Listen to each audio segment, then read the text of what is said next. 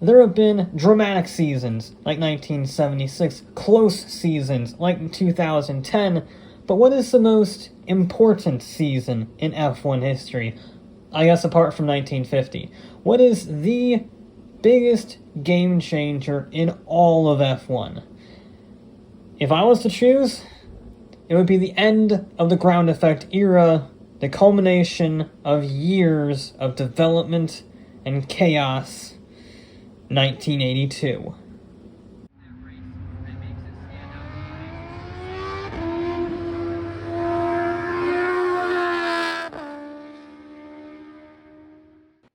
But in order to understand the end of the ground effect era, we have to first understand what ground effect is. I already did a video on this on its own a long time ago, but let's just start our story at Fuji Speedway in 1976. Lotus scored its only win of the F1 season, and neither Lotus nor Mario Andretti finished on the overall championship podium. Colin Chapman was pretty unhappy about this, so he started studying Bernoulli's principle to try and generate downforce without increasing drag by creating a suction area of low pressure underneath the side pods. Luckily, Lotus engineers Tony Rudd and Peter Wright already theorized the concept back when they worked at BRM, so Chapman relieved them of all of their championship duties and gave them all the time they needed to change the game. And using nothing but a wind tunnel, some clay, a strip of cardboard, and a Renault 4, that's exactly what they did. The Lotus 78 may have been unreliable during its 1977 season debut, but when it worked, it was unstoppable. Ground effect skirts made it an estimated 2 seconds per lap faster, and unlike today where the teams have to announce what they've done in a technical directive, teams didn't have to do that back then, so the whole grid had no clue what just happened. And the later 79 solidified the concept and won both 1978 championships. The titles won in 1978 would be the last ever for Lotus, as the other teams finally found the key and copied the design. Ferrari won in 1979 comfortably, while Williams dominated the next 2 seasons, so for 1982, the grid was absolutely stacked, including Renault's Alain Prost, Brabham's Nelson Piquet, Ferrari's Gilles Villeneuve, the Lotus of Nigel Mansell, and the returning Niki Lauda at McLaren after a 2.5-year hiatus. And then there were the cars. Brabham, McLaren, Ferrari, Williams, and Renault were all equally quick. Some reliability was better than others, specifically Renault, whose turbocharged engines were insanely fast but might as well have been made out of cardboard, and by this point, ground effect was in its 5th year, and the downforce generated by the skirts was so severe that the teams weren't even using front wings to reduce drag. That is how much reliance they had on the ground effect side pods. Can you imagine not running a front wing on a modern race car today? Crazy. Absolutely crazy. And we also saw wider usage of carbon fiber on the grid after McLaren introduced it the previous year. And sure enough, Alain Prost's fastest lap during preseason testing was over 7 seconds a lap faster than the previous track record. But this testing also proved to be a bit of foreshadowing for what was to come, as both March and Arrows had huge accidents, with the latter resulting in Mark Schur breaking both feet and missing the first 4 races of the season. But on the grander scale, there was an even bigger problem. The FISA-FOCA War was threatening the season before it even began.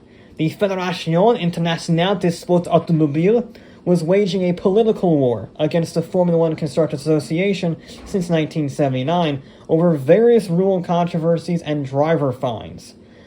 The F1 grid was pretty evenly split between the two warring parties, and things got so bad that FOCA began creating a rival championship in 1981 before the Concord Agreement was signed, something that is still in place today.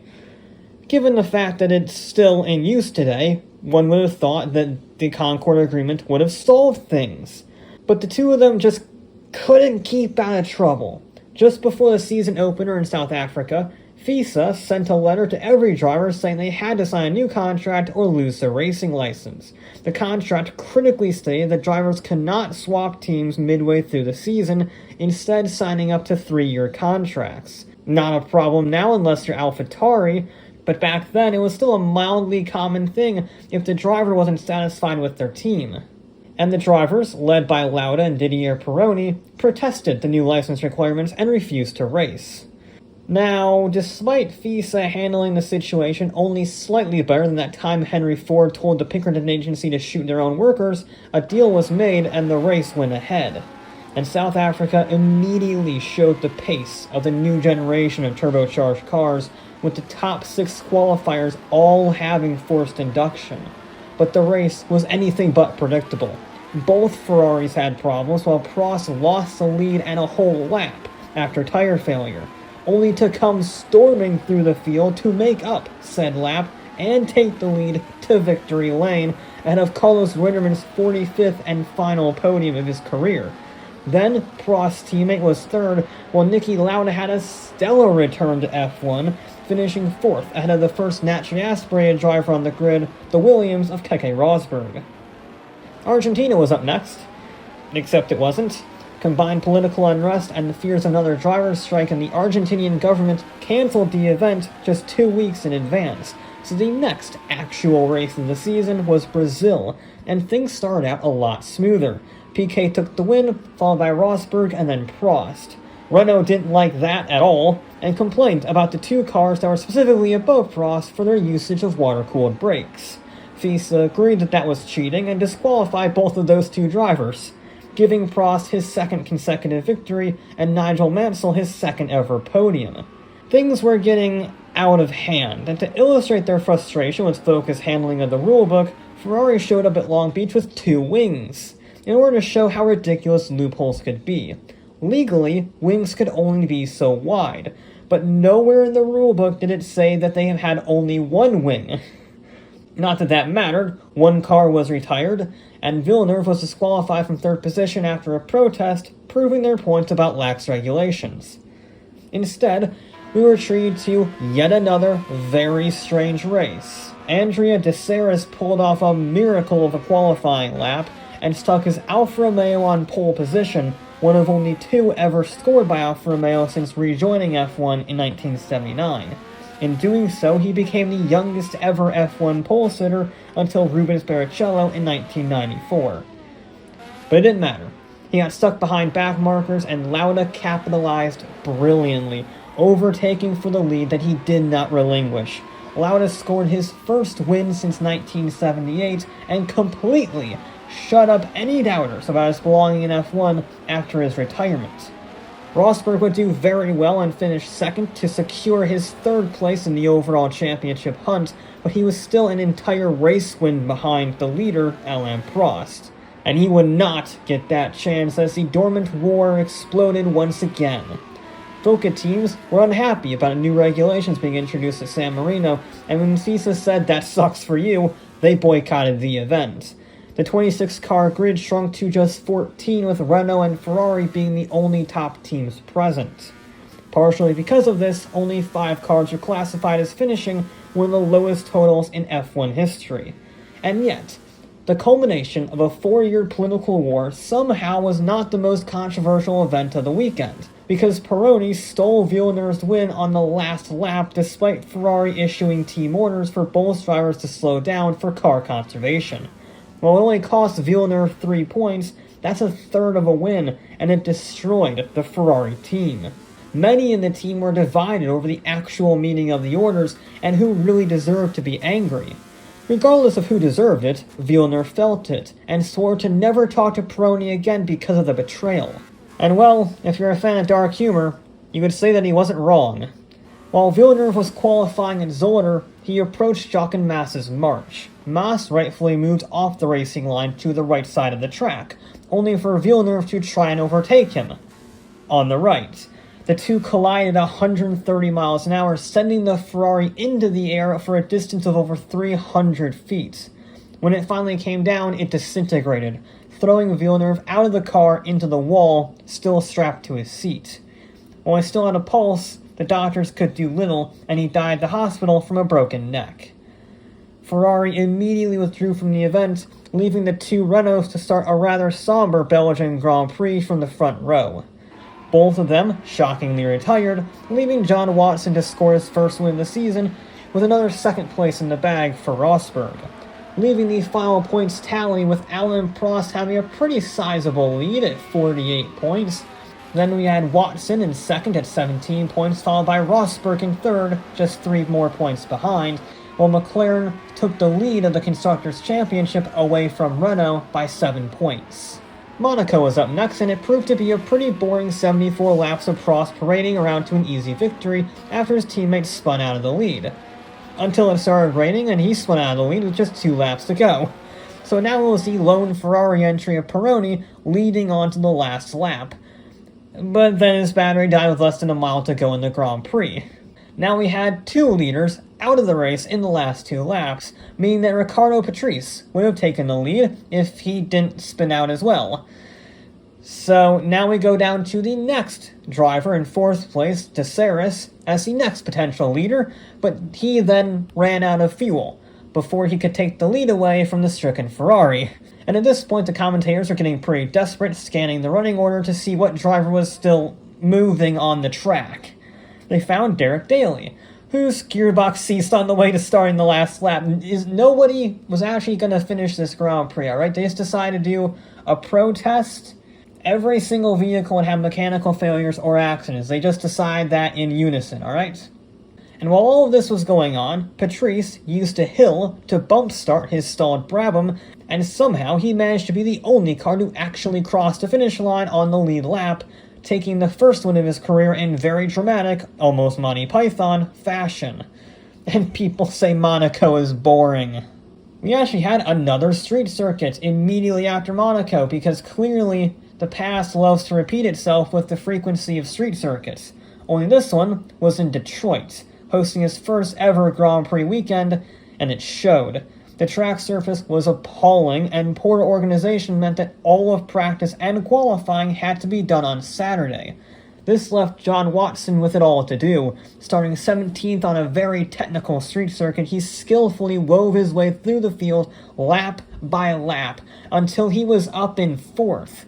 That would have been respectable in any race. That's a great recovery drive, only to then overtake Pironi, Lauda, and Eddie Chevier in the span of a few corners on a single lap to win the race by 15 seconds, a truly legendary drive.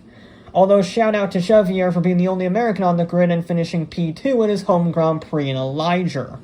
The next race was simply across the border in Canada, where we saw Pironi take pole position, although he failed to capitalize on it due to a malfunction just as the starting lights turned green.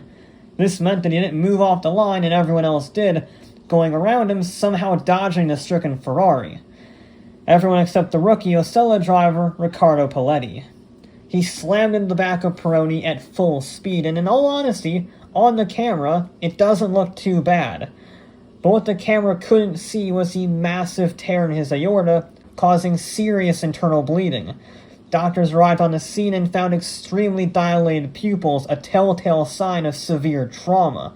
And then to make their job even harder, one of the rescuers accidentally pushed the exhaust tip into a pool of leaking gasoline and caught the car on fire. To prevent further fires, it took 25 minutes to carefully remove him from the wreck, and by then, he was all but gone. He was pronounced dead at the hospital moments after arriving, leaving Nelson Piquet to lead Brabham to a 1-2 finish of yet another somber race weekend, with Watson in third, taking the championship lead away from Alain Prost. The devastating circus continued on to Zandvoort, with Ferrari finally finding a new number 2 driver in the form of Patrick Tambay. Renault again looked fast, and again they locked out the front row in qualifying, and again failed to convert it into a win because of mechanical failure and René Arnoux' enormous accident that undoubtedly sent shivers down the spine of every onlooker having the history of the season under their belts. Although luckily this time the Renault driver walked away unharmed, which left Pironi to score his second win in the season and Ferrari's first since the death of Gilles Villeneuve. This closed his gap to Watson in the championship to just 1 point heading into the British Grand Prix. A Grand Prix not held at Silverstone, mind you. Instead, the British Grand Prix at the time alternated between Silverstone and this year's event, Brands Hatch. Rosberg finally got pole position this year, but he couldn't get the car going again on the start line and had to start the race from the back of the grid, making his pole position irrelevant. He recovered back into the points, only to need a new set of tires, so he started to recover again, but then his car gave out to end his miserable pole position weekend, leaving Lauda to score his second win of the season ahead of the two Ferraris. We crossed the channel to the next Grand Prix in France, and Renault had the time of their lives. They locked out the front row in qualifying for the 5 millionth time, but, and this is critical, they didn't blow themselves up.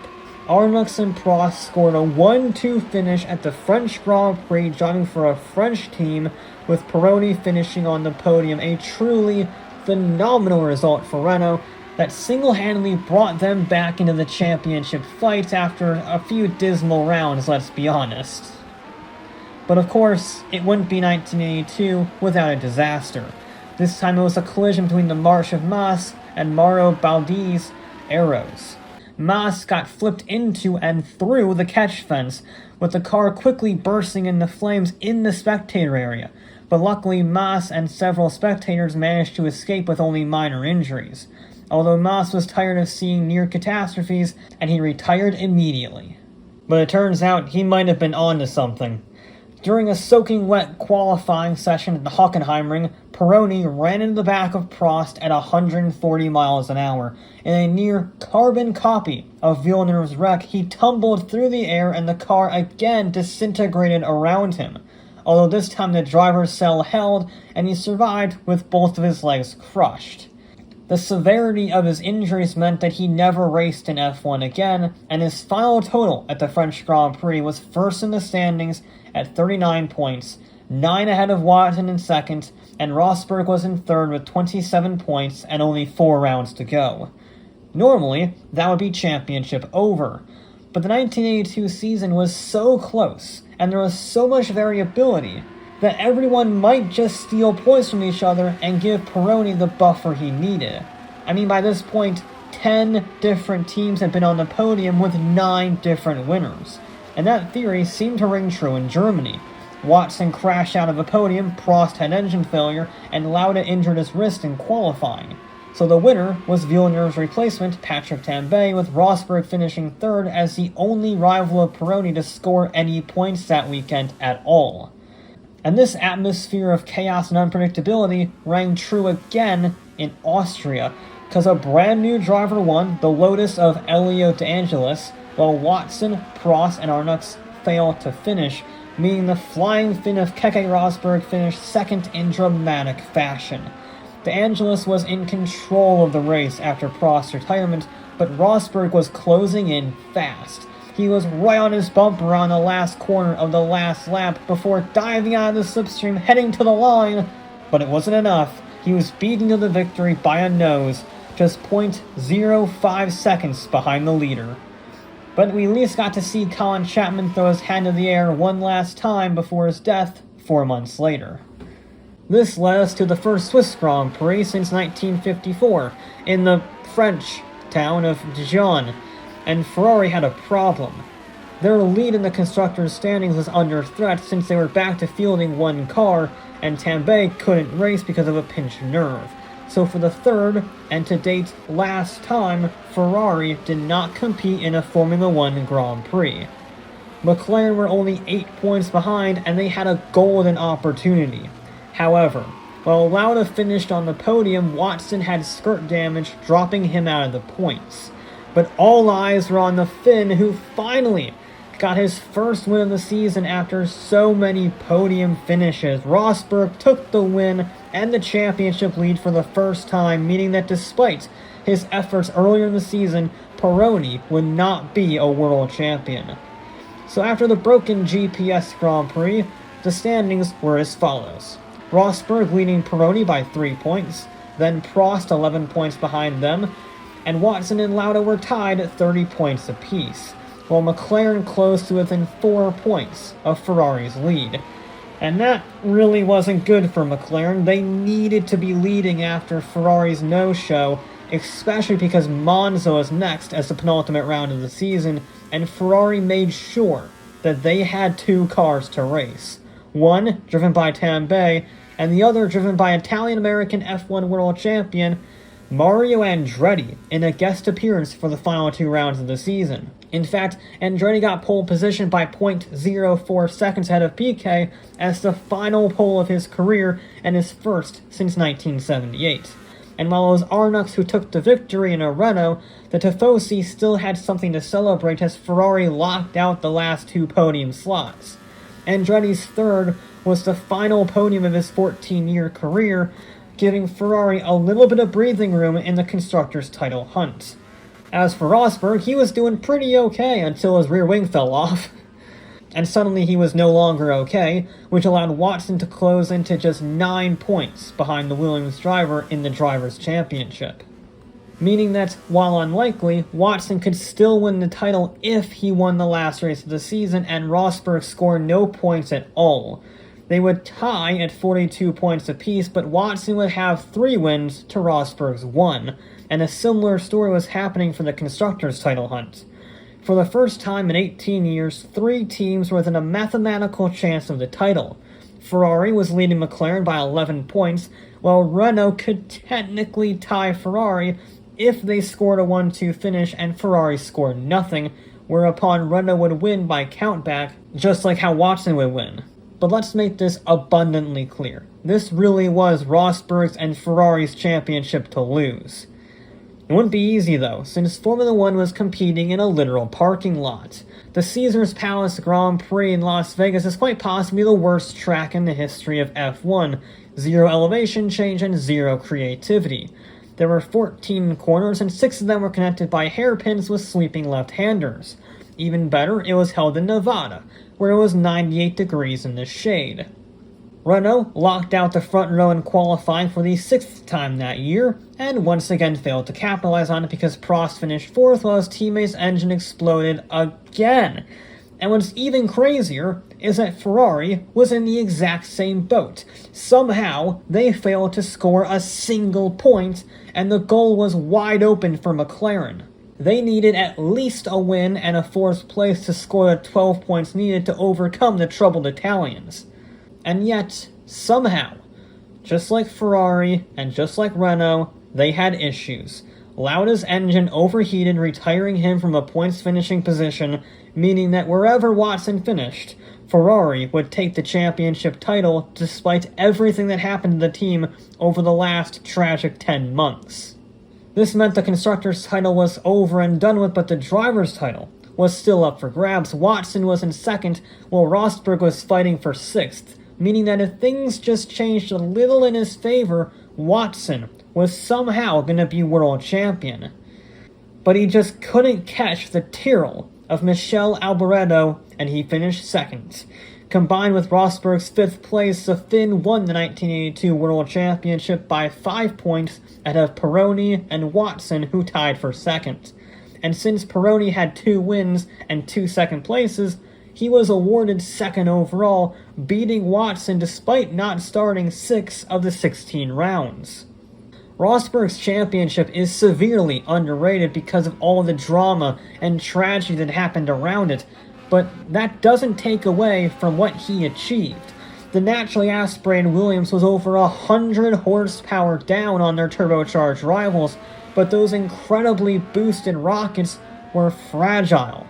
Renault alone had 17 retirements, while Rosberg had just 2. And when the turbo cars did retire, Rosberg capitalized brilliantly.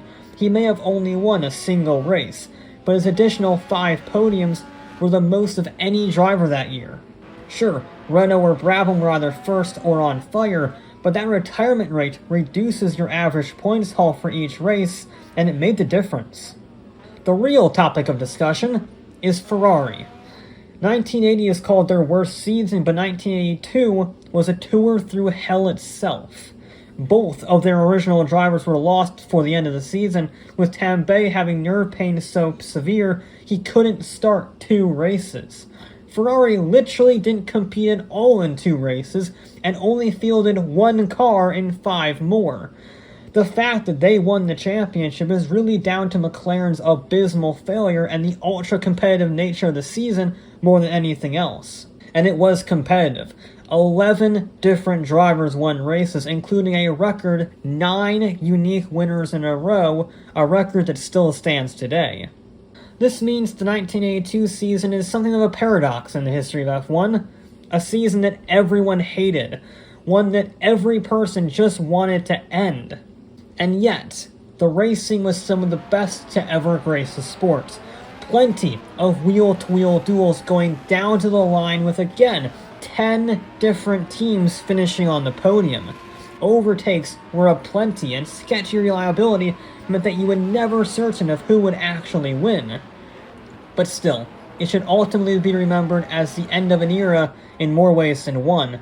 The ground effect era, first and foremost, was over. The cars had gone too fast, the drivers didn't have the workout regimens in place today, and the G-forces were seriously dangerous. And the tracks themselves were not only hopelessly out of date, but the suction generated by the ground effect was literally ripping up the track on some circuits. Like the Group B rules from a few years later, technology advanced far faster than the rulebook accounted for, and people paid the price. In one season, 2 drivers were killed, 2 more were never raced again, and there were several horrific accidents, some of which injured spectators. And this is the second era that ended. People wanted to stop celebrating that everyone walked away from a Grand Prix weekend unharmed, and FISA began to take safety more seriously. Compared to the current rulebook, the number of safety violations that went on was insane. Cars were just left on the side of the track where they stopped. Marshals ran across the track with nothing but some yellow flags to warn the oncoming drivers. Hell, a tow truck parked smack dab in the middle of a racing line on a Long Beach street circuit while cars were still roaring around the walled track. All of this gradually began to change, and that rulebook slowly morphed into the one that we use today. And so did the cars. After the 2 Ferraris disintegrated in their respective crashes, much stronger carbon fiber chassis spread across the grid, and other materials and designs began to improve safety as well. I would like to say that's purely because of the compassion and the desire to eliminate fatalities, but the most likely answer is that F1's live TV coverage increased exponentially in the 1980s, and sponsors don't want to watch a young man burn to death while their logo is blistering in the flames in front of millions of people watching from their living rooms. Whatever the reason, it worked. Between 1950 and 1983, 44 F1 drivers would die behind the wheel, but between 1983 and 2023, only 4 more would lose their lives, going from an average of 1.3 drivers dying every year to 1 driver dying every decade. Motorsport is inherently dangerous, and it's never going to be fatality-free, but the horrors of 1982 kicked F1 onto the track that it needed to be on since Jackie Stewart started campaigning for changes back in 1966. Those changes should have never come so late for so many, but every organization must have its moment of reckoning. And in 1982, that's exactly what happened to Formula One.